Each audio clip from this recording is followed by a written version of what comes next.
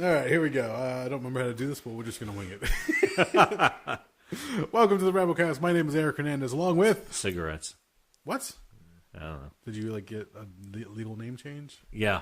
Okay. Yeah. Señor Cigarillo over here. And on this episode, we talk about comic books. Surprise, surprise. Yeah. We kind of just dove into this one. There really was no launching pad. There was no nice little starting point. It was just go. This is what happens when two people walk into a podcast without any real agenda.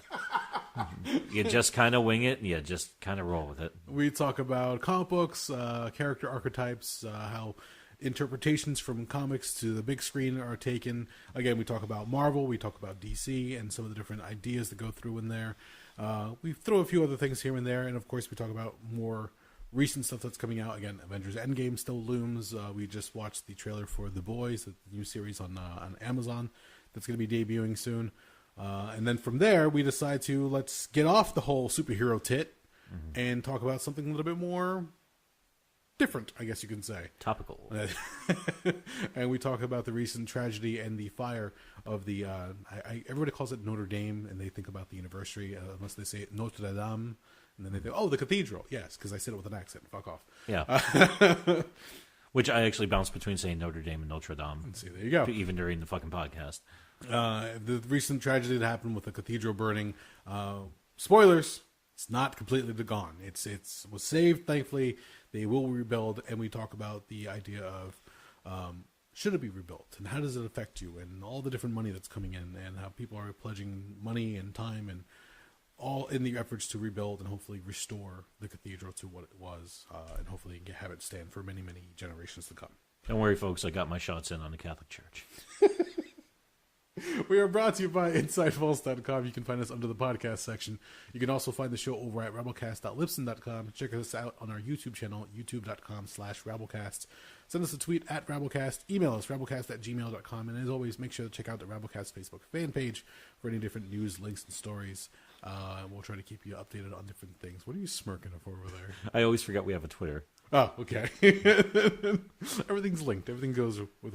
People are actually trying to convince me to do a Rabblecast Instagram, and I really don't think I have enough time to add more social media at this point. It's a fucking podcast. What the fuck are you going to put up pictures of? I don't know. People. That's the thing. We're not... It's not a video podcast, and it's not like we do today in the studio. No, we just don't do that type of thing. So. No, it's not like fucking Rogan's dealie where we're sitting here drinking bourbon and smoking joints, for Christ's sakes. Can we? Oh, God, don't get me started. I wish. But anyway. That'll be a different podcast. There you go. Get the show on Apple Podcasts, on Google Play, wherever you get your media. If you're taking us on the road, hello. Hope you're having fun. Hope you're staying awake. Don't forget to have money for the tolls, and you might want to take a bathroom break. Yeah, on the left right there. That's about it. Anything else? No, I'm good. Okay. Enjoy the show.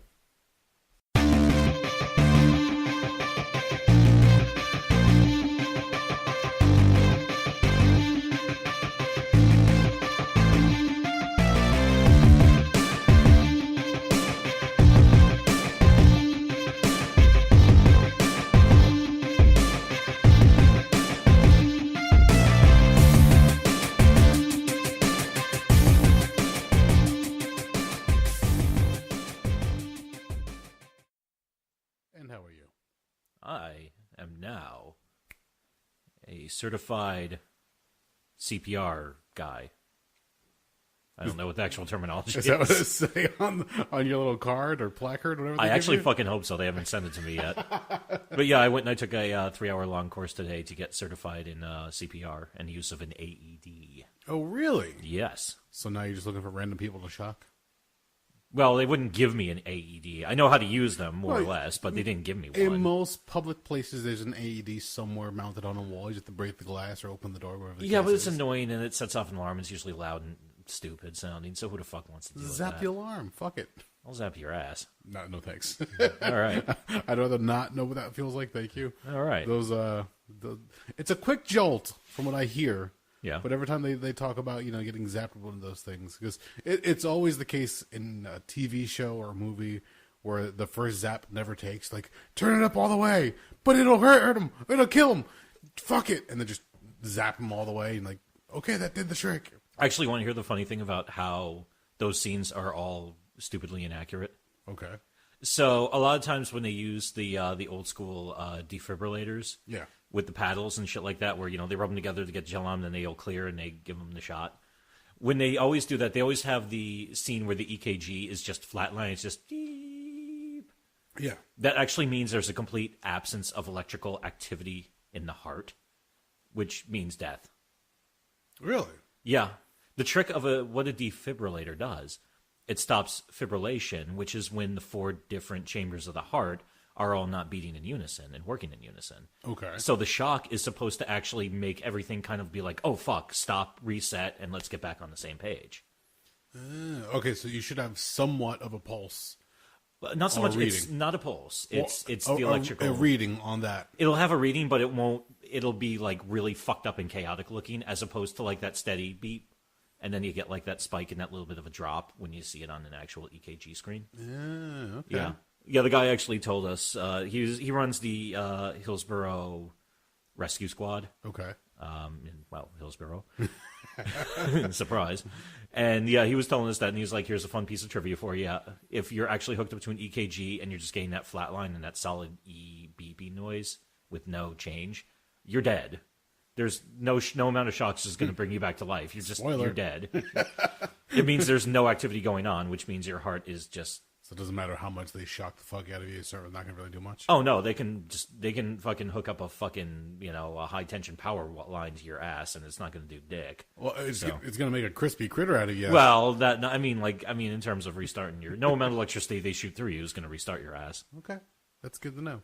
Yeah, I had the feeling that those are all fucked up when it came to the reenactment of the scenes, because every time you see it, it's usually the first jolt doesn't do anything, or little to nothing, and then afterwards, that last jolt, the second jolt, is usually the one that does the trick. You're like, oh, surprise, surprise. Or if they're really going for it, they do the scene where somebody who's really close to the person who's getting the shocks will jump on them and start screaming something at them, like, you better wake up or I'll come to the afterlife and kick your ass, or something like that. Don't leave me! Yeah, and then they, like, punch him in the chest or something like that. Yeah. Yeah. Which is actually another outdated technique. The pulmonary thump, they used to call it. Oh, really? Yeah, where you would basically just hammer fist somebody into the fucking sternum. So usually it's like the chest compressions to try to get things going, and then just a whack. Well, no, that was basically that. The entire trick with that was a lot of times, especially for younger people, what actually brings on a cardiac event is a sudden impact to the chest. Okay. So basically what that does, if that happens to somebody, the trick is you would only use that if you wanted to do another one to hopefully reset. Oh. So like somebody got, and this happens usually to the younger kids who have cardiac issues. It's not because their arteries are clogged or because they ate shitty food like us. It's because, they got hit in the chest with, like, let's say a baseball or something like that. Okay. So the theory was if you gave them another shot, it might actually make things kind of reset. Weird. Okay. I'm sure there's a lot of stuff. I got the layman's description, I'm sure there's some deeper science and medicine in this motherfucker, but I don't have it. Did they show you any films as you were taking the course? Yeah, they showed us. Basically what happened is the guy walked us through the stuff. Okay. We watched a Red Cross's video on how to administer CPR. How old was the video? Actually, it was pretty new. Oh, was it? Okay. Well, here's the thing. They're updating this stuff every couple of years. Okay. Because, as they figure out new stuff and more... I mean, there's multiple levels that you train people at. We were getting the basic layman. This is supposed to be for, any motherfucker off the street just to basically keep, hold things over and hold the line until the professionals get there. Yeah. In fact, they even say one of the first 3 steps you do is either call 911 yourself or get somebody around you to call 911. So, because you're just basically holding the line until you can actually get the pros in there. Yeah. So... No, and actually they walked us through how to do the compressions. They actually it's pretty cool now. They've got those dummies that you do the compressions on, but they actually have these monitors hooked up to them that tell you, because they say you're supposed to do 100 to 120 compressions per minute. Yep. So that's like not quite 2 every second. Yeah. So if you're going too fast, it'll tell you if you're going too fast. If you're going too slow, it'll tell you if you're going too slow. If you're actually compressing the chest and not letting it, if you're not, they say push about 2 inches in, and then let it release all the way. Mm-hmm. If you're not hitting the proper depths in terms of the compressions, it'll tell you that as well. It's actually pretty cool because it's like, holy fuck, this thing's covering, like, Yeah, they didn't miss a trick with these fucking dummies nowadays. So I just remember, not in CPR classes specifically, but anytime you go about like first aid or safety, almost every job that I've gone to, the videos are old as fucking dirt. well, that's probably because they didn't want to go out and actually buy the newer ones because the shit's not cheap. Especially nowadays. Not that long ago, actually, I had a safety course, and they gave me like a stack of VHS tapes. I'm like, oh, here we go. Like you know you're in for trouble when it's VHS tapes. And did you also look in and say, where the fuck is the VCR? Because who the Yes. hell has a VCR in this day and And I age? said, just go into the conference room, you'll find it, no worries. And you open the little like deck or whatever it is, and it's one of those DVD VHS combos. Oh, nice. I was like, oh god, who the fuck still has one of these? Exactly. Unless like Even I don't have a VCR anymore. unless you're a big fan and you have a VHS collection. Because I know at one point I did. I was buying tapes, and then when DVDs came out, I said, let me stop, see how far this goes, and I might start buying it on DVD. And I did for a little bit, but then I'm like, no, stop and see what's going on. Oh, now streaming is the whole idea. So digital copies, okay, that's, save me a lot of space, save me a lot of equipment. We'll just get rid of that shit. But yeah, it's funny when you sit there and you watch some of these old videos, and they're like from the 70s or early 80s, and you can tell by the hair and the dressing. It just, And the film stock. oh my Yeah. god! And Or even back whenever then. you start up the video, the sound is kind of just sort of like, Yeah, because the ends of the tape are frayed or warped. Or even, the terminology is so just heinously outdated where they'll even have a section in the video and it's like, this CPR instructional video was brought to you by Pall Mall non-filtered cigarettes. yeah. The king of flavor. And also they'll have a note on there, and just remember, if something happens where you have to perform CPR on a Negro, they have the same anatomy as a white man. So do everything the same as you're doing it normally. Because, people were insane and racist back then. There was a video that we were watching on how to lift things the proper way, Yeah. where they had a black actor, and yeah, sure enough, they had. It was kind of like they were almost like jive talk they were going through. What the fuck? It was like, hey, homie, how you doing? I'm like, what the fuck? What am I watching? Like, I wish I knew the name of the fucking company that made the video, because I would like to look it up and just get a snippet of it. I completely forgot to grab it after I watched it, though. And I'm just like, why are you, like, talking to the guy differently than you would talk to anybody else? Just because he's a black guy, suddenly you got to speak to him in a very hip, modern way for what it was at the time. It was fucking weird. But yeah, whenever they make those videos, it's kind of odd because most companies don't bother updating. They'll just keep reusing the same tape or same videos over and over again. Yeah. And they're like, oh, that's good enough. Once the rules or standards have been established, you really don't have to go much further. No. You should probably stay up to date on some of this shit. The most egregious, out-of-date thing I think I've ever seen this was back in the mid-'90s when I was in high school. And in health class, I don't know if they did this to you guys out here, they had a day where they separated, the boys in one class, girls in another class. And the women got a video on how to check themselves for lumps in their breasts. And the dudes got a video on how to check their testicles for lumps. Okay. And the video was definitely from like 1978 or so, I'm guessing. Okay. Just because, number one, I had trouble seeing the guy's nutsack through all the pubic hair. No, Jesus. And number two, I felt like I was watching like some type of really weird, sleazy underground pornography. Ugh. Okay. Yeah, because back in those days, they used to call them the white coat videos. Oh, yeah. I remember you mentioned that before. Yeah, so I honestly, before I even knew what those were, I was like, something about this just feels wrong and weird. Reiterate what those are again, just for the white listeners? coats? Yes. It's just the weird way to get out under the radar. But go ahead. Okay, so way back in the olden days, big surprise to nobody, the United States was very uptight about pornography, and there were quite a few laws in place. This was especially back in the 70s into the early 80s, before people kind of loosened up a little bit. And depending on what administration you had in the White House also, I guess. So what they would do is a lot of directors found a workaround where they found a loophole in the law, where if you actually set something up as some type of educational film, you can actually be exempted from a lot of the anti-pornography statutes in a lot of places. So what they would do is they would buy pornos from Sweden or Europe or wherever the fuck, and they would splice in at the beginning and the end some guy dressed. He doesn't say he's a doctor, but he strongly implies he's a doctor, but doesn't strongly imply it enough to get in any type of liability issues. Speaks with a weird accent or something. Well, no, it's just he speaks very frankly, but he definitely comes out like dressed nicely with, the white, not the lab coat, the white, like the physician's jacket on. Yes. With the stethoscope around the neck, carrying a clipboard.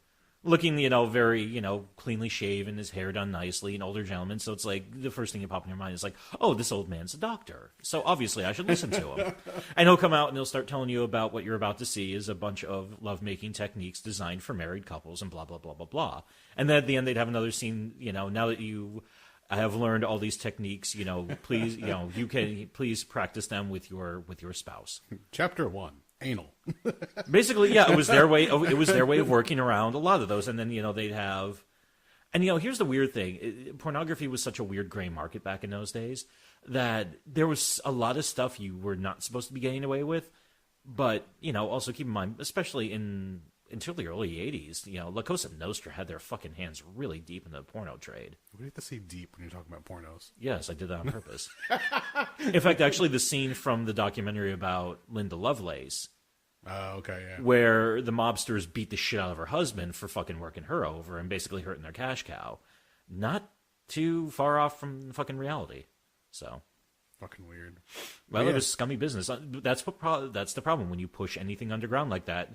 You're going to get black markets, and it's going to be unregulated, just like how it is nowadays with a lot of sex work. So, note to self, if you ever watch a safety video and a guy in a white physician coat shows up, there's a 50-50 chance you're either going to be watching some kind of health-related video or some kind of quote-unquote marital aid.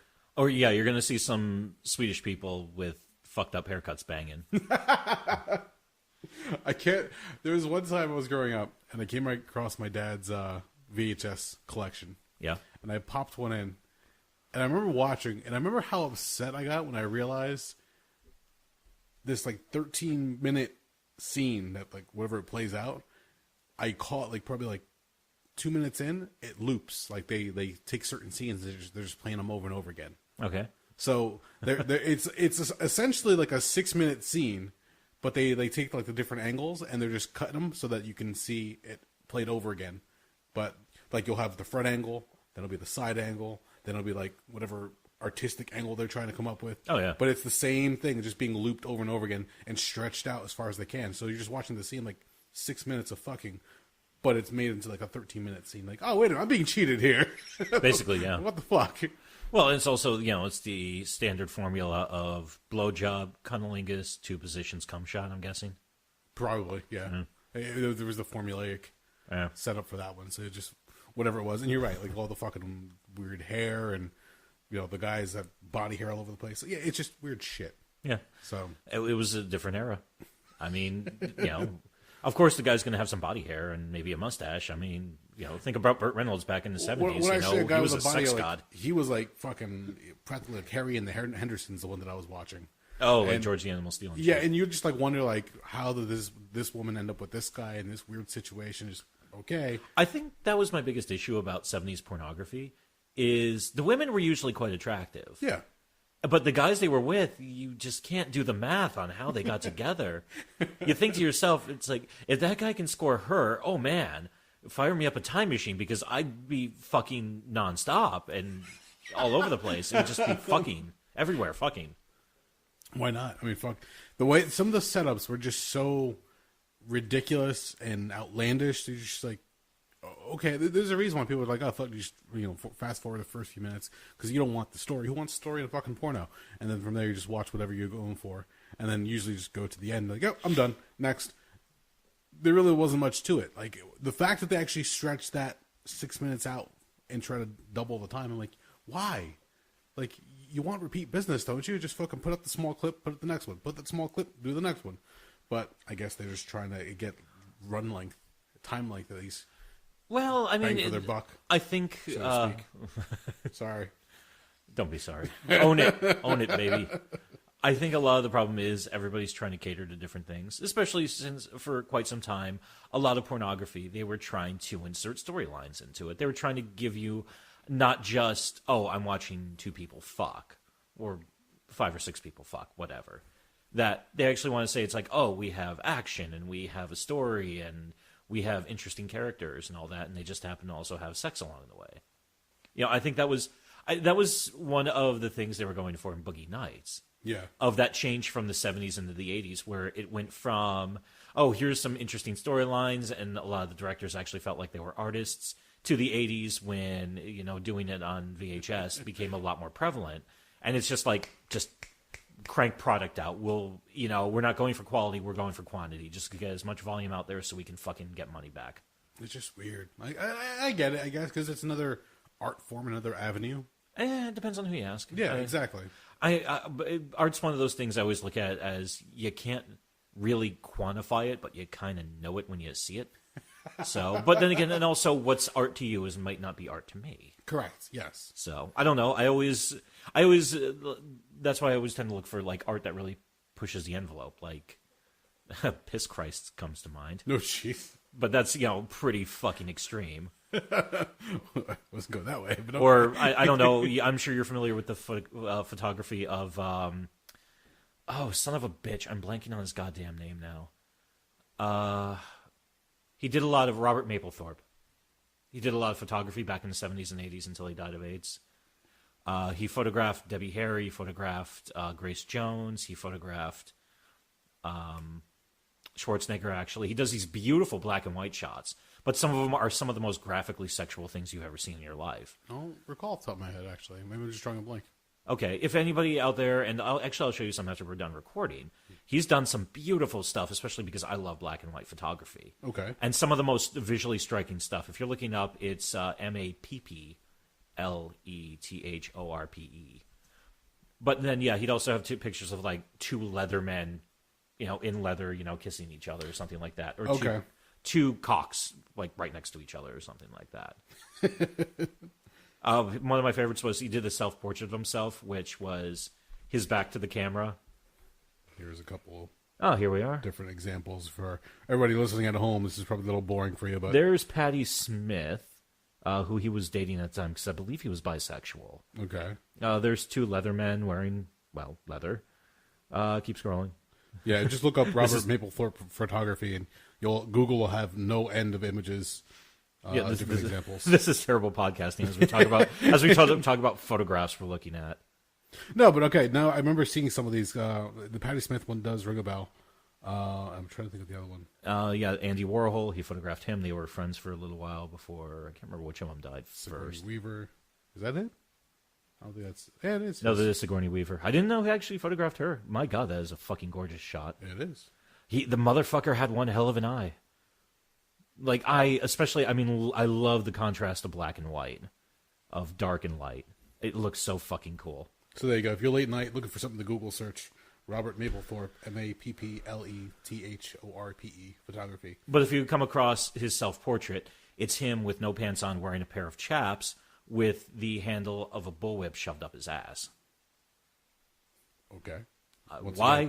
Why not? Because he thought that was artistic. I was going to say, art is what you make of it. You kind of put it out there and let people draw their own conclusions. I'm happy I brought my tablet today. Yeah. Every now and then, people don't know this. Every now and then, I'll have this ready at when we're talking about certain facts or certain things. As far as if I pull from Wikipedia, if not, I'll use my phone. But just this time, it was fortunate to have this one right there. So There you go. Okay, some more shit to look up later. But yeah, you're right. As far as art's concerned, you never know what something you might enjoy, something you might consider artistic. Other people are going to consider disgusting or outlandish and smutty, and it just everybody has different tastes and different. I don't even know. I don't want to say judgmental about it, but actually, that's the best thing you can do for it. What's that? Judge it.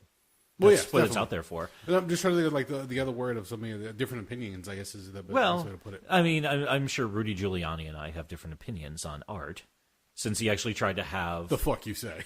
Well, he actually I don't remember if he was mayor of New York City yet when Piss Christ came out. Which, if memory serves, it was basically I can't remember if it was a drawing. Yeah, well, it had to have been. It wouldn't have been a photograph of Christ. What the fuck am I about to say? Wow, that was stupid of me. It was a Polaroid. Yeah, yeah. It was him and his bros hanging out. It was a portrait of Christ in a giant tank of urine.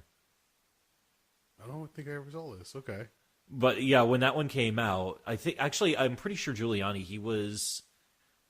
He had just got done ripping apart some of the most egregious of the Wall Street offenders and also some mafia guys. So I think he was still a district attorney for the state of New York. He actually tried going after the artist. After the artist. And actually, I think he actually had issue with wherever it was being displayed. I don't know if it was in the New York Metropolitan Museum of Art or MoMA or wherever, but yeah, he was not happy about it, but he's a Catholic. So yeah, he took a lot of offense to that one. Okay.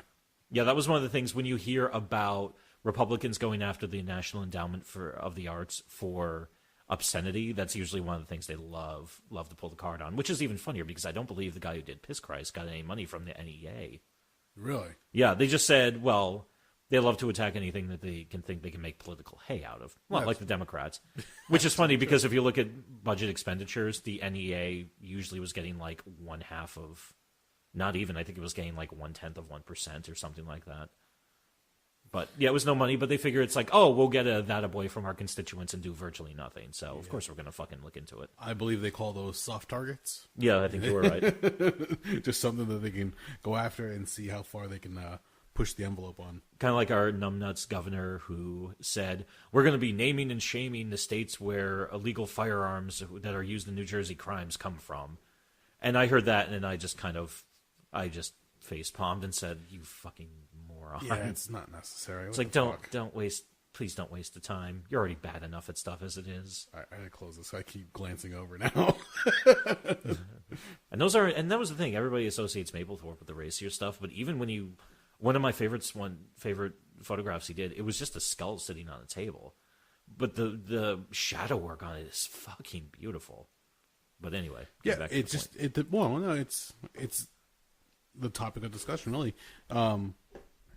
It happens with, smutty pictures all the way to, like, present day with comic books. I know we've had the discussion at one point where people are saying that the modern day superhero stories are just crap and drivel, and that it's, stuff for kids, and why are they being made in such huge quantities now? And that's like the biggest thing, or the tentpole movies from different studios, from DC and Marvel and other companies are trying to join in the same thing. Whatever happened to good story-driven movies? Like, motherfuckers, that's what these are. Yeah. Just because you may not like the capes, just because you may not like the superpowers, it's not art. It's not, not a story or a good movie to tell. I always tell people Captain America Winter Soldier is an excellent political thriller that just happens to have fucking superheroes in it. It's like a happy accident, and they did a really good job with it. The fact that people would come out, I'm pretty sure we mentioned the names already. Mark Maron and who's the other guy? Bill Maher. Yeah, is the other guy who they've been going on their platforms. It'll also be in podcasts or on HBO. And they're talking about how it's like the infantile man who just wants to go to the movies and watch this crap that's on the theaters. It's like, all right, first off, motherfucker, we've been waiting for a long, long time to watch stuff like this come to life. Mm-hmm. Like, I remember when I was in high school, or even before that, middle school, I died for the day where I could see a live-action X-Men come to the movie screen. Yeah. You've seen the cartoons, you've read the comic books, you have the toys, whatever the case is, but to see it pulled off well, you die for those things. You're like, oh my god, I can't wait to see this. I mean, again, we always reference the Avengers movies. Endgame is, about a week away at this point. A week from Friday it opens. So it gets weird when you think about it's been built up for so long, and you're waiting for this to show up. You're waiting for this to finally, like, pay off the 11 plus years that they've been working on it. But people will sit there and shit on it and say, like, oh, that's not a real movie. If you want to watch a real movie, go watch Gone Girl or whatever other fucking movie they'll pick out of. And those are fine too. They are. But once again, and also when I hear about this, Bill Maher, I knew about. He went on this tirade after Stan Lee's death. Mark Maron, his podcast ain't that good. And let's be honest here. It's not world-class art like we're putting out here. But I think I've sat through 3 episodes of Mark Maron's podcast because I just generally find him to be boring. And if it's not something he's interested in, you could tell he's mailing it in. Oh, yeah, definitely. But my biggest issue with all of that is it's kind of like when people send ridiculous wrestling shit like Joey Ryan's dick flips to Jim Cornette. It's like, let's get him lined up to see what kind of crazy shit he yells out. It's the same thing. It's like, okay, I get it, old man. You're fucking fired up about this, whether you actually give a shit or not, or if you're just doing this because you're trying to get attention on yourself. I don't care. I'm not playing in. Fuck off. What I find interesting is the argument is more often than not that the fact they're killing the art of serious storytelling. Mm-hmm. It's like, you're not seeing the potential here. If that's what you honestly think, then why don't you see what some of these guys are doing? Guys like Chris Evans or Mark Ruffalo, they'll do these big budget films, and then they'll do smaller independent films or smaller, dramatic films, and you'll get a different take on what their abilities are, what their acting style is like. Or, I mean, even for a lot of these. Now, granted, some of the Marvel films have been kind of nothing mind-boggling, Thor Dark World comes to mind. Okay. I hate to single that one out, but I just did. But like I said, with the political intrigue that just happens to have superheroes in it from Captain America Winter Soldier. Or even if you go back and watch Guardians of the Galaxy Volume 2, which that entire thing is basically about dysfunctional families. Yes. And so the entire storyline, you could put that up against anything else that tackles that same kind of, Royal Tenenbaums, or I'm trying to think of another good movie about dysfunctional families, but I generally don't watch movies about dysfunctional families. I have one, so. Fair.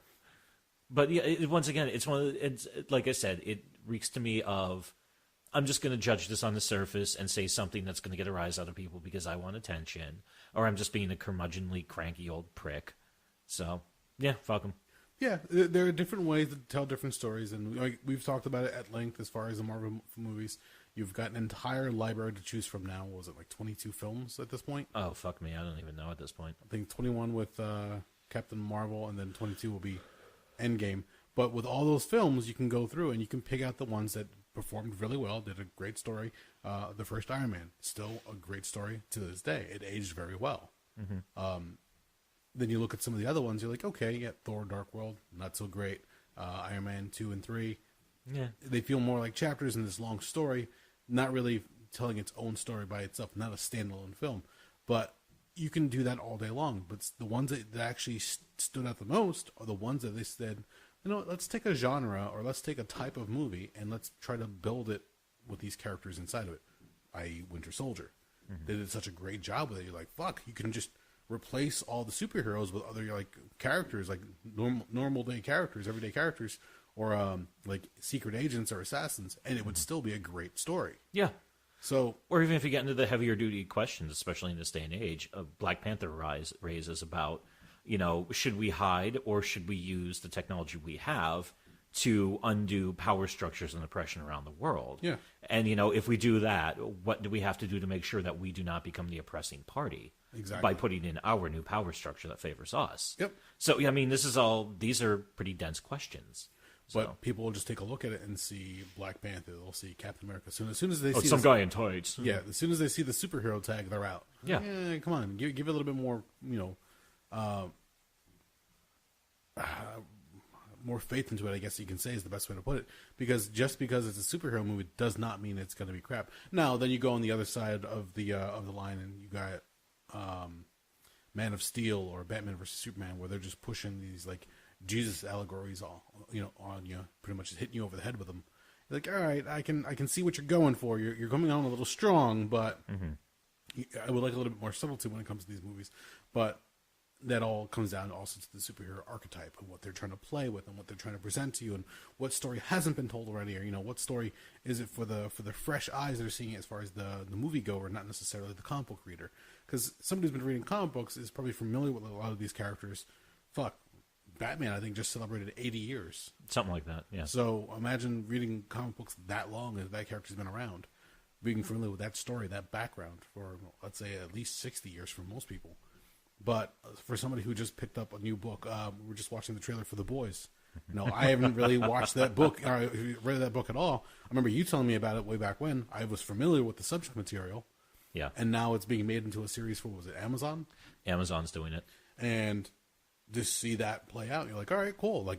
I'm familiar with it. I know it's going to be raunchy. I know it's going to be bloody and gory and crazy shit with superhero themes thrown in there. So I know Garth Ennis said, I want to do a story that out-preachers Preacher. And the gore and violence, I'm like, okay, whatever, I'm curious about that. But the amount of over-the-top, obnoxious sex and adult themes, that I'm trying to figure out how the hell they're going to do. Especially maybe even the one scene where a bunch of Generally good-hearted, but just utterly socially inept superheroes actually end up getting drunk at a bar, and one of them falls on the ground, and they all laugh and as they take turns peeing on him. Jesus. Yeah, there's some crazy shit in the fucking boys.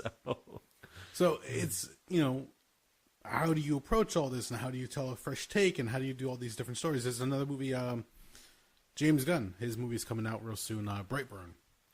Oh, is that the one where it's what if a Superman-level powered being was a bad asshole? Yeah. Okay. So essentially, Superman as a child, still the same story, found out somewhere in the wilderness, brought home to be raised as a child. They're trying to figure out where they're from or what they're capable of. But as the powers start manifesting, they don't have the same rules. They don't have the same boundaries that we would. So at one point, there's a scene where the child is being picked on in gym class, and like the bullies knock him to the ground. So the coach orders the one girl to, give him a hand and help him up. His little girl reaches out. She's like, I don't want to help him. He's a jerk, whatever the case is. He goes to reach for her hand, and he crushes her hand. Like, didn't even think twice about it. Just like, fuck you, and just crushes her hand like we're just a bunch of twigs. Huh. And she freaks the fuck out. And then the kid just realizes, oh, I've got powers. Oh, I can fly. I've got heat vision. I'm faster than anything. Why the fuck would I listen to anybody? Why the fuck should I behave? And just that it becomes a thriller, and it's through the lens of James Gunn. So it's gonna be some fucked up shit happening in there already. And again, it's another take on that old archetype, that old story, but it's through a different lens. In this case, a horror or a thriller lens. And those types of stories can be told. It just depends on how you want to look at it.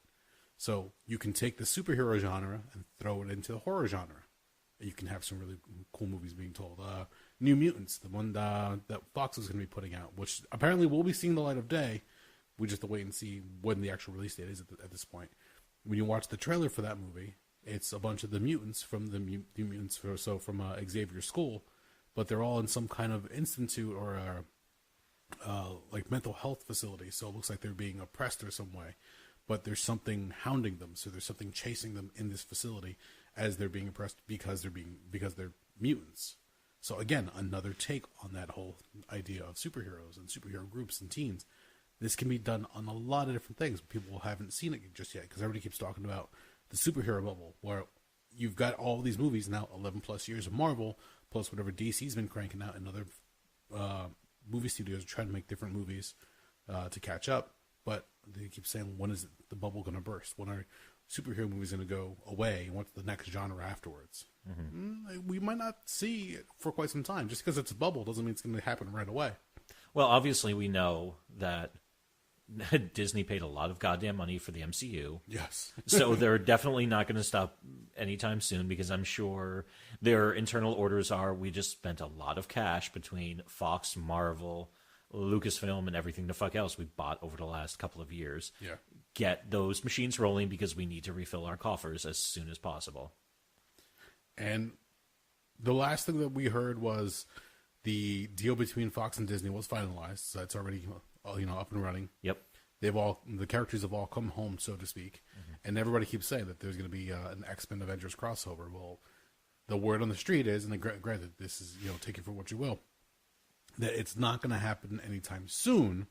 By soon, they mean a few years. I mean, it's going to take some time to develop, implement a lot of these characters. I get the sneaking suspicion that kind of how... I mean, they started building Thanos after First Avengers, I think it was. Correct, yeah. So we're basically getting the wrap-up of a 7-year-long storyline. Yeah. With, and depends on, I can't remember exactly what fucking movie they introduced, the fucking original fucking goddamn... What was the first Infinity Stone that fucking appeared? The Tesseract. Okay, and that one showed up in... There was the Tesseract that was in Captain America, I believe. Okay, so that was 2011, I think. About that. Okay, so the entire thing with the Infinity Stones, 8 years. Thanos has been there 7 years. 6 of one, half a dozen of the other. I have a feeling they're going to be, after the smoke clears, after Endgame, when they wrap up that entire thing, then they're going to start very, very, very, very slowly. Within probably maybe a year from now, we'll see the first hints of what they're going to start building to next in terms of long, overarching storylines. Definitely, yeah. You'll see little breadcrumbs here and there, probably like bonus scenes, and then it'll eventually lead into something. It might be like the next. So, all right, if you look at the MCU movies in the 3 phases, at the end of each phase was an Avengers movie. Yeah. So Avengers 1 was the end of Phase 1. Avengers 2 Age of Ultron was end of Phase 2, and so on and so forth. I thought the end of Phase 2 was Civil War. Uh, Well, I don't know. There's kind of... They were trying it's to kind make of a them, rough debated point. They were trying to make them so that the ensemble movie was going to be the end of each chapter, essentially. Oh, okay. So Avengers 2, then Avengers Infinity War, and then Endgame really just do like a little double duty at the end there. But with that idea that you would have those mark what's going to happen, the overarching story for the next phase. So I could see them having 3 or 4 movies and then do another big movie. It might not necessarily be an Avengers movie. It might be another group movie after the fact, but that lead into another character. So maybe an Apocalypse or Mr. Sinister or another, pick an X-Men character that you want to see on the big screen. Magneto, we've seen many a times, but it might be him. You never know. Who knows? I have a feeling a lot of this is... They're probably also going to say, okay, all those other X-Men movies that came out under Fox, don't exist. They don't, especially the really awful ones. Like, I watched like 20 minutes of Apocalypse, and all I could think was, this is just... Why does this guy look like a pedophile? He doesn't look like a god-level mutant to me. They had a lot of like cool ideas and great actors, but just the execution was just smaller in the scale that I was hoping for. You're right. When you look at Apocalypse, you think God. He is supposed to be the first mutant. He's supposed to be so strong that it takes this whole group to come after him, to stop whatever evil scheme he has. But when you see Oscar Isaac as itty bitty Apocalypse, you're just like, you're a lot smaller than I thought you'd be. And he just looks like, I don't know. I honestly, the first time I saw him, all I could think was pedophile for some weird reason. I don't know why. Because he's running around recruiting kids, kind of like Xavier was doing, but I don't know. He just looks like a really creepy motherfucker. He just looks like, it's like, yeah, you've got a basement full of weird shit somewhere. There is a problem when you have a movie studio and you have, a budget of X amount of millions of dollars to create these characters and bring them to life off of the comic book page into real life. When somebody at a convention can do a better costume for Apocalypse than you can do in your big budget film, there's a problem with that. Yeah. You might want to reconsider it. Which is really sad because, initially, if nothing else for Magneto and Professor X, they always had great actors portraying them. Oh, yeah, definitely. Whether it was your Patrick Stewart and your Ian McKellen, or moving forward, it was your Fassbender and your McAvoy. Yep. They were always like the outstanding parts of it because they're just good actors. And Xavier, there's not much to him as far as look. They pretty much got that down. Guy, shaved head, wheelchair. You're done, yeah. The accent was just bonus at that point. But Magneto, I've never seen a true to form, in my mind, Magneto on the big screen. Really? They did a great job as far as the helmet at certain points, the costume, they kind of, did riffs on it, but you've never seen like a full-fledged Magneto like you would expect to see off the comic book page. Now, granted, it's kind of hard to take an older Jewish gentleman, put him in skin-tight outfit, and make him look badass. Oh, you want like the purple trunks over the red bodysuit and not the even purple cape? necessarily the trunks over the tights. I just want the cape, the armor. Like there's accent pieces of his costume that I wished were brought to life. You can even take, if anybody's familiar with the storyline Age of Apocalypse, which is an offshoot version of the X-Men, where if Apocalypse won, and Magneto leads the X-Men. The Magneto in that one has long hair. The helmet is a little bit more misshapen, I guess you can say, and his power is a little bit more wildly used or creatively used because he can create like big magnetized hand out of metal pieces, but you can see like the energy that surrounds it, kind of thing. So, but that costume had more accent to it. So when you saw it visually, like, oh yeah, that's badass Magneto. But they did have him in the costume and some armor for the first 2 X-Men movies, didn't they? It just didn't look right, though. Is that because it was the colors were so muted on it? That was part of it. Okay. That was around the time where, and keep in mind, this isn't Marvel, this is more Fox at the time. Very true. Where they were not confident taking the comic book costumes and bringing them to the big screen. There's even that one joke, what are we wearing leather outfits? What do you want, yellow spandex? Yeah. And yeah, those costumes will not translate so well unless you do them a certain way.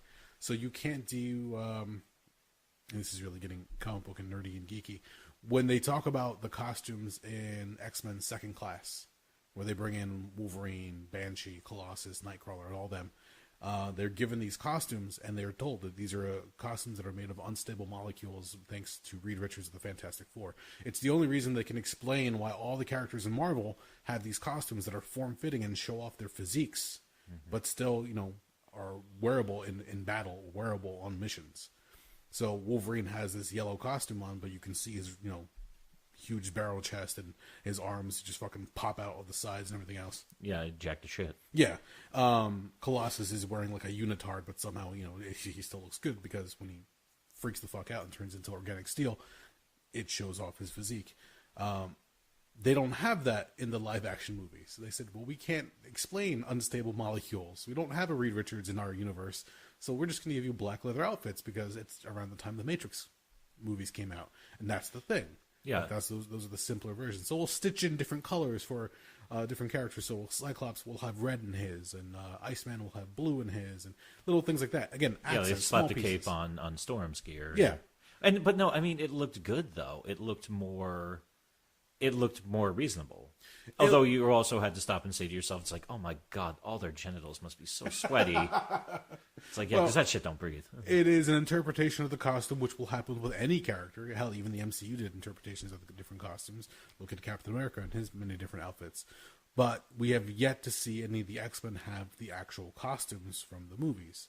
Mm-hmm. So once you see Wolverine run around in the yellow suit, or hell, I'll even take the brown suit with the mask, we have yet to see that. There was supposedly from what Hugh Jackman said in one of his interviews, there was a mask actually created, but it just didn't look well enough on screen that they were comfortable with it. Yeah. So it was created. They was drawn up. They tested it and like, yeah, we'll pass and we'll go with something else. But all these other characters have pretty simple costumes that you could probably pull off that they just really just ignored. I think Juggernaut might be the only one who got closest, and that was in the X-Men Last Stand. And even that one was kind of like, eh. Yeah. Well, I'm surprised they even did that one because Vinnie Jones is not a small man, but Juggernaut is supposed to be just freakishly huge and like freakishly jacked. Yeah. To the point where it's like you're not a real human. Something is obviously going on here because a human being can't be, 8 feet tall and 500 pounds of muscle. That doesn't work that way. Well, again, that comes down to the idea of the interpretation of how they're trying to play it out and what kind of scope you look at these different characters like Beast. Mm-hmm. Beast is supposed to be like this hulking monster, hence the name Beast, because you look at him, you should be terrified. But there's an intellect inside of that monster. Yeah. So for as crazy as he might look, for as much as he can hang upside down from the rafters, he could sit there and do quadratic equations all day. Yeah, or quote to you, he can, volumes and volumes of Geoffrey Chaucer off the top of his fucking head. Exactly, yeah. Which is why I actually liked, if one thing, and I'll give the devil its due, I did like the fact for X-Men Last Stand, they had Kelsey Grammer do his voice. Yes. They just should have had somebody else actually with some good solid muscle mass underneath the fucking blue fur. I agree. So, but, what are you going to do? It's like, and have you seen the second Deadpool movie? Yes. So the finale, when you finally get, like, holy shit, we're going to get that Juggernaut versus Colossus battle that should have been in Last Stand. I know you mentioned that. We didn't talk about it last time. Yeah. But you did get it in Deadpool 2. That's what it should have looked like. A large organic steel mutant taking on this thing, what's called the Juggernaut, but he's fucking huge. So you've got this huge battle going on. Yeah, at one point I think one of them throws a bus at the other one, so... And that's what it should be. And I actually think in the theater, thankfully I saw Deadpool kind of late last year in its theatrical run. So I'm actually quite glad I did that because I think I finally said fucking about goddamn time. Yeah. Because at that point that was 11 years after X-Men The Last Stand came out. I remember when that one was coming out in theaters, people kept talking about, there's a secret cameo or appearance by one of the mutants. I'm like, oh, please let it be Juggernaut. Please let it be Juggernaut. And when it was, I'm like, fuck yeah. You'll finally get to see that represented on the screen the way it's supposed to look. At least, again, as far as the comic book page is concerned. I can sit here all day and say, what characters look and don't look the way they should, but hell, you can get like the diehard fans who say, oh, that's not the real Hulk. The Hulk has purple pants. Well, fuck off. It's big, it's green, it's angry, it's the Hulk. Yeah, he just punched a building apart. So he broke Harlem, as the joke in the movie goes. So yeah, if you're really going to quibble over a pair of fucking pants, go fuck yourself. Oh, but there's like a bunch of different fans online that'll sit there and just quibble over the smallest detail. Your first mistake was the two words in there, fans online. No, it's very true. There was, I believe it was on Facebook, there was somebody making a post where they take a shot of the character from the comic book and put a live action version of the character from the MCU, and they put them side by side so you can see what the character looked like originally as opposed to what the interpretation was. And for the most part, a lot of the characters are really, really close. Yeah. It's only when you get down to some of the other characters that you realize that, okay, they might have changed a few things here and there, like Gamora from the Guardians of the Galaxy. She doesn't look the way she looks in the movies. In the comics, she's got like this weird, like, almost like a form-fitting outfit, but it's got all these different lines like cross-hatching on the dress or the outfit, so it looks a little bit more sultry. Well, she doesn't look sultry in the movie. She's a badass. She just happens to be ladylike. Yeah, so she can go out there and have fun. It's for a lot of different characters. If you just go through from Iron Man all the way through, you'll find all these different characters. Their interpretations, while not specific or on point with comics, they do well enough for the movies that the fans have accepted them for what they are at this point. They are the MCU versions of those characters, and they will continue to be as such. So it's gotten to the point where normally the comics will dictate what the movies do, but Disney has allowed it to the point where the comics, on certain points, will dictate what the comics will do. Mm-hmm. So certain things will be retconned, certain things will be changed to put more in line. And it makes sense only because if you're going to be a fan of the movies and you're going to go buy a comic book, you want to be able to pick up where the movie more or less left off, or at least have an idea what you're getting into. Mm-hmm. So, like before, we didn't have a black Nick Fury. We had a white Nick Fury. They've retconned that, so now the Nick Fury in Marvel Universe is a black Nick Fury. Like, oh, okay. But the funny part is now, I only think of Nick Fury as black. For a generation, yeah. Now that is Nick Fury as they know it. Except for, David Hasselhoff. But that's, let's not go into the forests on this one. I would love it if they somehow retcon that old Nick Fury movie as part of the MCU. Or if they started doing some type of multiverse bullshit. Yeah, exactly, yeah. Where all of a sudden, you have Samuel L. Jackson's Nick Fury walking into a room and be like, wow, what the fuck just happened? Or something. and David Hasselhoff is Nick Fury standing there, and he's like, and they kind of just look at each other, give each other a weird look, and move on from there or something. Or just have fun with it. Just find a way to make that exist all in the same world. I mean, hell, look, Hasselhoff showed up in Guardians of the Galaxy 2 for that little cameo appearance. Yeah, you got a point there. So he already exists in both. Let's just play with it a little bit, see what happens. But who knows? It's all, again, interpretation, what you're willing to compromise and get away with, and what you're willing to say, no, that's not my fucking such and such. Let's not deal with that. We mentioned before the X-Men The Last Stand.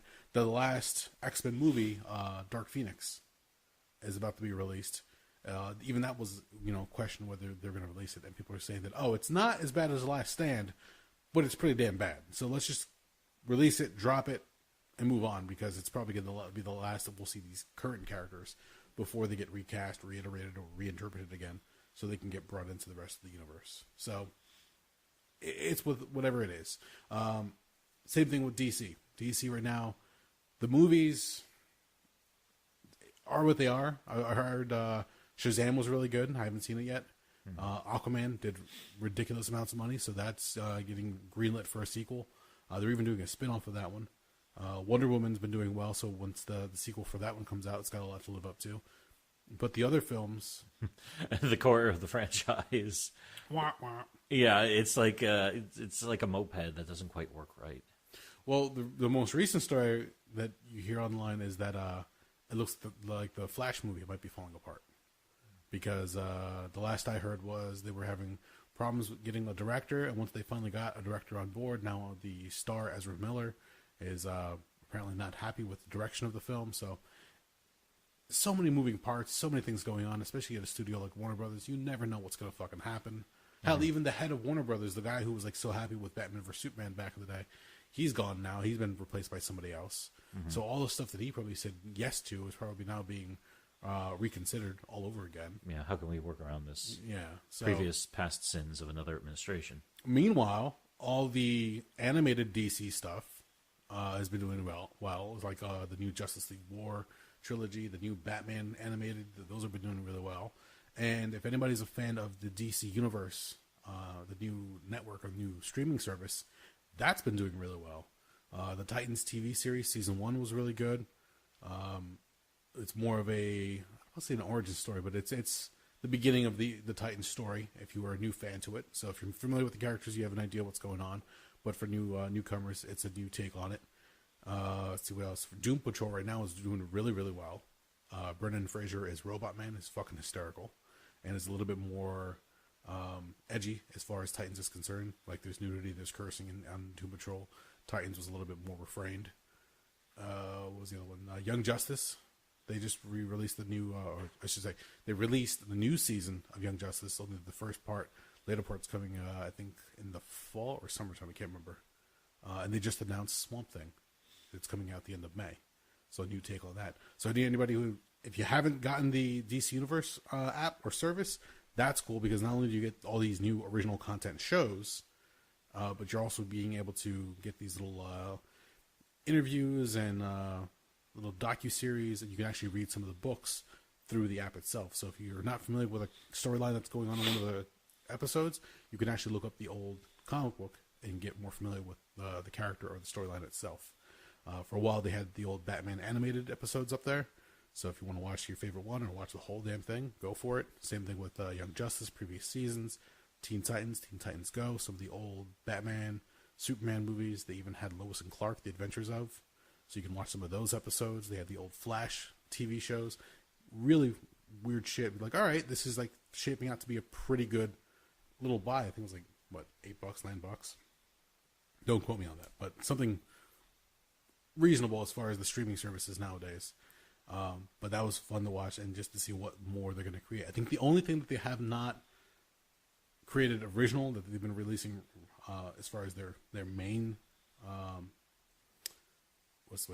their main draw, because first it was Titans, then after Titans it was Young Justice, and after that is Doom Patrol. They're going to be putting out Krypton, which was the Superman before Superman that was released on Sci-Fi. So kind of like the TV show Gotham. Mm-hmm. It was like the world of Batman before Batman. Same thing. But supposedly Krypton was actually doing really well with some of the story elements. So really? People were actually reacting to that a lot better than they were with Gotham. Gotham just got a larger push because it was on Fox as opposed to Sci-Fi. I forced myself through season 1 of Gotham. Oh, God. And by forced, I'm so used to cable and streaming seasons where it's 10 to 12 episodes. Yeah. I'm looking at that, it's like, oh, fuck, this is 26 episodes. Yep. Oh, fuck. And by the time I finished the first season, I really honestly felt like I don't give enough of a shit to watch this. I mean, yes, I know. Once again, we're going to see the 9 zillionth iteration of Batman's origin story. And, yes. Oh, wow, look at this character. He's going to become Riddler. And, oh, hell, look at that. He's going to become Penguin. And, you know, they're over there is blah, blah, blah in a couple of years. See, I couldn't even make it to the first season of Gotham. I mean, granted, we watched a lot of the episodes, but my problem is you're talking about all these characters. Where's the jeopardy? There's no jeopardy for any of the characters. Just about every character in that show goes on to be part of Batman's world. So none of them are really in jeopardy of dying or losing or whatever the case is. You know, Riddler lives, Penguin lives. Yeah, you're just waiting for them to become so damaged that they become their alter ego. Yeah. And that's really what a lot of it is. So a fucking vast majority of it felt like, okay, this is just really long, drawn-out, boring-ass foreplay. When somebody had mentioned in one of the stories that, this is a spoiler if you've been watching Gotham or you haven't, Jada Pinkett's character of Fish Mooney. I'm like, oh, Fish Mooney dies. Well, good, because that's what's supposed to happen. She's not part of the universe. They just created her for the show. Yeah. So who fucking gives a shit? Yeah. But at that point, like, they could have created a character for her in the modern day story and retconned her. And I'm like, it's like you're trying to shoehorn a character into the storyline. And where have they been all this time? I was going to say it works less often than it doesn't work. I mean, Harley Quinn worked back in the 90s. Probably too well. Well, that was a different story. But that's also, you're talking about so many different things. Or how many other characters that they tried to introduce along the way that have just fallen out because fans are like, fuck this. Yeah, I mean, Batman's got his rogues gallery, but then you also have like the bench warmers of the rogues gallery. Like Calendar Man. Yeah, Mothman. People don't realize who these characters are, but they're there. They exist. Yeah. And, only, the diehard fans will be like, oh, I remember that character from issue such and such writer and artist. They'll pull them out for like one-off stories and they'll make a pretty cool story or maybe like a tragedy for that character that you didn't realize existed like, oh, okay, that gives more development to that character, but that character won't be coming back again. Let's face it, the mainstays are the guys that everybody knows: the Riddler, Joker, Mr. Freeze, Poison Ivy. Those are the characters that people want to see. So there becomes a time where there's such a glut of characters and villains and background characters, just like, all right, enough. And it also gets to the point after a while where it's like, Jesus fucking Christ, Batman is outnumbered like 500 to 1. We know he's the world's greatest detective, and he's super smart, and he plans everything out perfectly, and he's a brilliant strategist and tactician, but come on. He's just a damaged little rich boy. Let's leave it at that. And we probably should move on if we have something else to move on to, but one of my favorite... do you remember Justice League Unlimited, the cartoon from about 2004 or so? Of course. One of my favorite episodes was a one-off where Wonder Woman gets turned into a pig by Cersei. Yes. And at the beginning of that, when Wonder Woman and Batman are on stakeout, and she starts making making references to, it's like, oh, you could be down there with somebody you care about. And Batman looks at her and says, number one, dating within the team never works. Number two, if my enemies found out I had somebody else in my life, they would stop at nothing to kill them to get to me. Number three, you're the queen of an ancient race of superhero or superpowered Amazons. I'm a rich kid with issues. Lots of issues. And I saw that and I was like, holy fuck, that was perfect. Yeah. So, and those are writers who are, the characters are near and dear to them. So I think that was Paul Dini, actually. Yeah, they were able to play with those little details of the characters and make some really good dialogue for them. Mm-hmm. Those are like when you knew the characters were being written really well. But otherwise, yeah, there's so much shit's going on. How do you keep it all straight? How do you not lose the main narrative without all this other crap? That's also the same episode. They didn't actually get a chance to write it because it was, or draw it because it was cut out from the final episode. Yeah. But where Joker finally has like his final plan. They have the storyboards, the show, and the specials, and he's ready to go kill Batman. This is it, his grand finale. And he sees Batman carrying a Wonder Woman pig. And talking to it. Yeah. And he goes, that's it. I give up. Fuck. It's not worth it anymore. It's not funny anymore. Yeah. He just looks at everybody else and says, call it off. We're going home. And they're like, Mr. J, are you sure? Call it off. We're going home. Just that was enough to break Joker for the day. So again, silly moments like that play really well with those characters. And again, another interpretation. So no, I really have nothing as far as like main thrust for the episode. Oh, okay. As you notice, I've just been rambling like a fucking geek on this whole subject. I don't know. We've been we've beaten up comic books a lot lately. So I was wondering, it's like, do we have something else to talk about? Not that it's fun, but it's like, I feel like we've kind of beaten this dead horse within an inch of its goddamn life. Oh, here, I'll throw in some real world shenanigans for you. Notre Dame, the cathedral, just burned down recently. Yeah, I heard about that. What's your take on that whole thing? What, on it burning? Yeah, did it impact you in any way? Because I've seen a range of different emotions, and I'm always like to watch whenever something happens like this in real world. I watch how the news reacts, where people are like, "Oh my god, it's a tragedy! Oh my god, I can't believe this is happening." Okay, it's a building, it's an old building. It wasn't going to last forever. Mm-hmm. We're lucky that it lasted this long. I believe they said one end of it was from the 13th century. The other part of it was like 19th century as far as it being built. Yeah, the original is, I think, 800 and change years old. Yeah, and it was under recent renovations. So everybody's like, oh, they're, upkeep, really good thing. Let's just keep that old building up, but not let it fall down. That somehow a fire got sparked in the attic of the cathedral, and that's what started the blaze. Mm-hmm. And that's what immediately, like all the different news outlets. It's funny because if you would look at work, I'll try to keep up with news. So I'll look on Google News or updates, whatever the case is.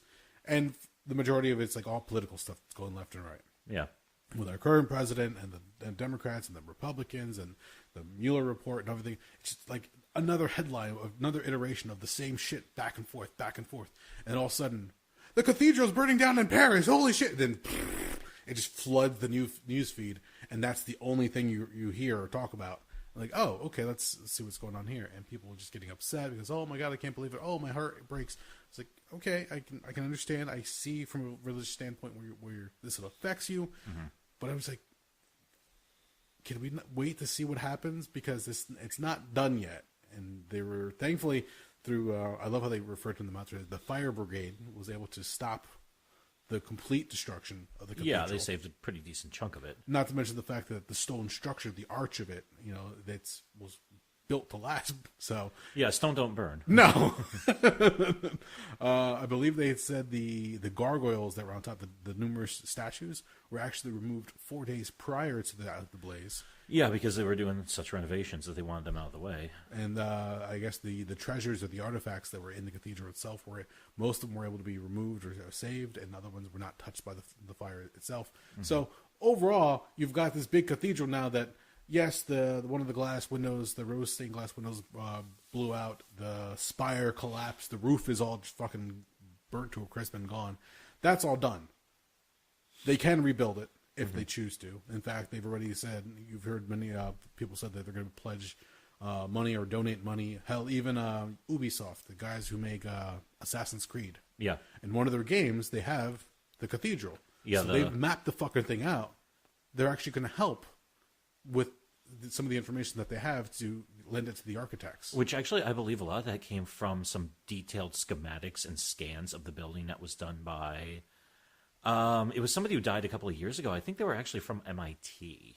Oh, really? Yeah, I'm already blanking on some of the details of the story, but there was enough research done in the last 10 years on the building itself and the whole structure, and actually some of the underground parts of it too. Since, like a lot of parts of Paris, they went fucking deep underground. Yeah. So they've actually got pretty detailed schematics of how everything works together and how everything that was on the grounds of balls to bone. My biggest complaint about the entire thing, and don't get me wrong, it sucks. I thought it was, as somebody who has absolutely no love whatsoever for the Catholic Church, I thought it was a beautiful building. It was a damn shame it burned. Yeah. Shit happens sometimes. I don't even know if there were any fatalities. I don't think there were. Okay. I think they were able to avoid anybody who might have been inside the building at the time. Because I actually had a few friends who had traveled overseas recently and visited. And when they came back, they showed the beautiful pictures and everything they saw and the architecture. Mm-hmm. But thankfully, I think when that whole blaze broke out, they were able to get people out and avoid any of that nonsense. But what it comes down to now is that you've got this building that has sustained damage, but they can rebuild it.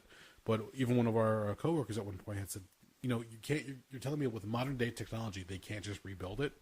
And then at that point, our friend took out his phone and goes, "Look at the interior and tell me if you can rebuild that just as easily as you think." And he looks at the structure, the way that was built back then. Mm-hmm. For as much as we have modern technology, what it's referred to as today as modern technology, it's not as easy to recreate what was built then. The techniques from then to now. I mean, granted, you could. Again, we're talking about reinterpretations of it, but it's not quite the same. So you have to tackle it a little bit differently. You don't have the hundreds of workers that died building these buildings or got injured building these structures. Now you have to try to find a way how to make it work modern day, but still hold on to the old feel that it was from then. With enough money, you can. Let's be honest here. And a lot of people already, we said, they're people that are pledging money. Again, Ubisoft, I think they said, they're a game company, so it's not like they have millions to throw around, but they said they're going to pledge or donate $500,000, and they're also, I think, we're giving out the game in which the cathedral is showcased in. I think it was Assassin's Creed Unity. So anybody who hasn't got the game, get it for free now. You can enjoy it. Not a good game. Not a good game. That's why I'm giving it for free. But a bunch of other people have come out and said that, they're going to give money, they're going to donate, whatever the case is, to help build it back up. Because, again, it's a symbol for a lot of people. Again, if you're religious, if you feel so inclined that that's something that you want to be able to see or journey to or refer to, I'm like, oh, it's still there. Oh, it's still standing. So I just find it funny that people look at a building. And I'm breaking it down. So I'm not trying to be disrespectful to anybody's religion or beliefs. That's my job. I'm like, okay, you're looking at a cathedral. Yes, it's a building, a structure. It burned down. The amount of people that got so upset over this, as opposed to when there's a shooting or there's a club shooting or a school shooting, and there's those same people like, well, fuck them. They should have known better. What do you mean they should have known better? They didn't have a fucking clue. Mm-hmm. Guy shows up on the premises with a gun and suddenly things start happening. Now, granted, it's apples and oranges, but I'm talking about human life as opposed to a structure. Yeah. There should be an outpouring more one way or the other, and I'm thinking more towards human life we're talking about an old building that unfortunately burned down to whatever reason. Maybe a worker went to go put something away, was smoking a cigarette in the attic, and threw his cigarette butt, and it caught into like a bunch of rags that were dipped in some kind of flammable material. I don't Good know old pile of oily rags. Yeah, there you go. Yeah. Who knows? I'm just speculating. But no, and that's actually was the initial opinion was, yes, this was an accident probably related to the renovations. And of course it didn't stop all the mouth breathers online from coming up with his 1001 goddamn conspiracy theories. It's the Templars! Well, it's of course everybody's being like, whoa, Muslims were planning to attack this, recently, so yeah, they just apparently probably started this fire too. So, yeah, we should start waging war and throwing Muslims out of the country. Yeah, no. Because people are fucking idiots, and they're just looking for whatever they can to justify their shitty bigotry. But my also philosophy on this is I kind of did get a bit of a chuckle out of all the people coming up and pledging all this money. Nobody even knows how much the goddamn Catholic Church has. Because they've never been fucking audited. That's very true. And they have so much shit locked up and tucked away behind heavily armed guards in Vatican City. If there ever was some type of event that led to humanity dying off, and for some odd reason, however far-fetched it is, I was the only person left on the planet. One of the very, very first places I would go was Vatican City. Actually, but probably my second stop after going to the, basically probably trying to force my way into the NSA facility outside D.C. Okay. Because, yeah, I want to know what the fuck the Vatican has in all their fucking vaults. Like, I could go to Switzerland, but I know I'm going to find a fuck ton of Nazi gold. Yeah, cool, but... Yeah, I want to know exactly what the fuck they have under lock and key. There was a whole list of different things that people were saying that was in the cathedral. Yeah. And people were trying to rescue the different treasures. Supposedly, I don't know if it's true or not, but when I read it, it made me laugh. Hitler's mustache. No, Jesus' foreskin. What the fuck? What in the actual fuck? What in the goddamn fuck? If it's true, and if it was housed in the cathedral, first, why is it sitting in the cathedral? If it's something that important... his foreskin. Shouldn't you keep that somewhere else? And when exactly did circumcision fucking begin? I don't fucking know. Because Jesus Christ, back with the tools they had back in the biblical era, goddamn, circumcision must have been a fucking bloodbath. Oh god. It's not exactly as if they've got fucking anesthetizing agents or an autoclave or a really well made scalpel. No, or I think whatever. back then they just pretty much got you hopped up on whatever alcohol they had, and they said, all right, hold still. Yeah, they would. They just took a sharpened rock to your cock. Jesus. God, well, then again, the world is, the internet's great because it shows us so many things. The internet's also terrible because it lets people who should never, ever even have an opinion have a platform to voice their fucking opinion. Yes.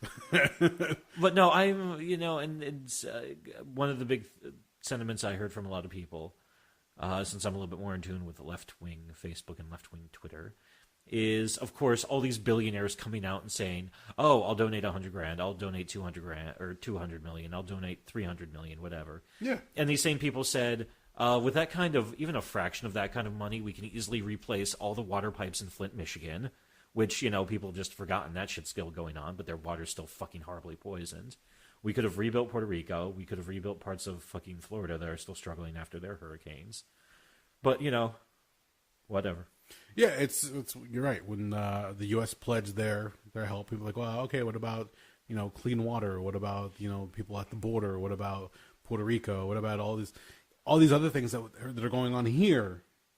How about we take care of the shit here before you start pledging millions in aid overseas? But people, again, it depends on where you sit as far as your religious factor, and two, how you feel as far as the building or the structure itself. Like, does it really hit that far home for you? I don't know. I see it as kind of strange. I was, raised religious, but at the same time, I don't see that as. It's kind of hard to quantify it. It's not that big of a deal, I guess, is really what I'm trying to say. Because it's so far out there, I really don't think about it on a normal basis. For me, Notre Dame, if you think about it, since I grew up and Disney made an animated movie about it, that's really what my mind thinks about. It's more like Quasimodo and all that shit. So it doesn't really, factor in. But when this happens in real world, you're like, oh shit, this is actually happening. This is a treasure of the world, a wonder of the world that's burning down, and we might not have it again. Again, thanks to the fire brigade, they were able to stop the total destruction of it, and they can and will rebuild. But I would have been infinitely more upset if the Louvre caught on fire. yes, Because then you have a risk of losing one-of-a-kind pieces of art. yeah. And yeah, I mean, I'm not saying there's nothing valuable inside Notre Dame. I mean, Jesus' foreskin will There you go. that'll probably fetch a pretty penny on eBay. But I don't know. There's no Hieronymus Bosch paintings floating around in Notre Dame last time I checked. I like to think that somebody just like opened up a box of raisins and it looked like a large funky raisin. Like, yeah, it looks like a foreskin. And he just told put it under glass. And yeah, and then all of a sudden, the word got around and everything went stupid. Jesus' foreskin on eBay, as seen at the cathedral. Yeah. Buy it now. $14,999. So, who? Now that you're mentioning the money as far as the Catholic Church, I wonder what holding company watches over the cathedral. Like somebody in some shape or form has got to pay for it, and it's got to be on the books in some shape or form. Mm-hmm. So, what company like, oh, we need a write-off? Yeah, go through that cigarette over there and see what happens. Perfect. Well, the funny thing is, and this is the thing, is from, not that I've really done an exhaustive deep dive into it, but, Catholic Church, at least here in the United States, they're tax exempt. Okay. They did start getting rid of and liquidating a lot of properties over the last probably 20 years or so. What are you trying to say? Their numbers have been declining. No. Okay. And, I'm also, now that, the chickens are finally coming home to roost on the fact that they had been protecting so many fucking pedophile scumbag priests over the years. Yeah, they've been paying out, but not nearly as much money as they should have been paying out, and especially for as long as all that shit's been going on. But yeah, for a lot of different countries, I don't know exactly how the ins and outs of it work. I don't know exactly, do they have some type of giant insurance policy for all of their buildings?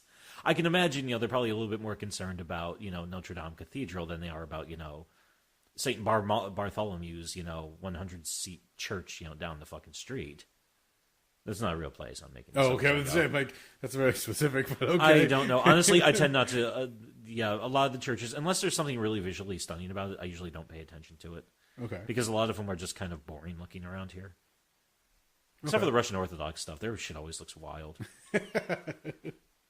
But suffice to say, I'm just looking through the headlines real quick. It even says right here, Disney is going to be donating $5 million to the rebuilding efforts. So all this money is going to be pouring in for them to rebuild this. It's a show of good faith on a lot of these companies' parts, certain individuals, I'm sure, as well. I'm sure it's also a nice tax write-off for them to be donating this kind of money. Yeah. But thankfully, it's not a total loss, is what I'm saying. It's another thing if we're going to say, oh my God, the humanity, it's destroyed. We'll never have another one like it in our lifetime. Okay. But it's there. It's fucked up. It's damaged. But thankfully, it can be rebuilt. I was going to say, yeah, and we've never rebuilt any of the 7 wonders of the fucking world. Yeah. We never rebuilt the Hanging Gardens of Babylon. We never rebuilt the fucking Colossus of Rhodes.